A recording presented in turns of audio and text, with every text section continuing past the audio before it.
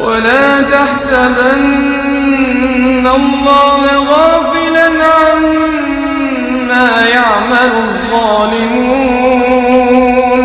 إنما يؤخرهم ليوم تشخص فيه الأبصار مهطعين مقنعي رؤوسهم لا يرتد إليهم طرفهم وأفئدتهم هواء وأنذر الناس يوم يأتيهم العذاب فيقول الذين ظلموا ربنا أخرنا إلى أجل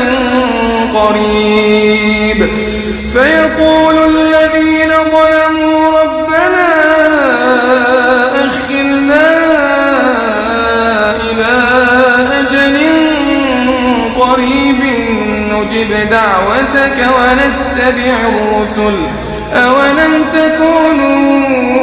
أقسمتم من قبل ما لكم من زوال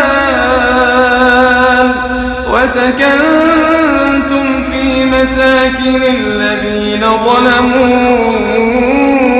أنفسهم وتبين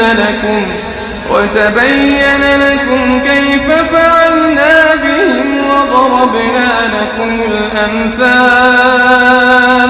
وقد مكروا مكرهم وعند الله مكرهم وإن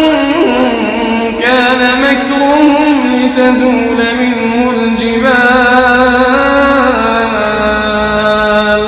فلا تحسبن الله مخلف وعده رسله إن الله عزيز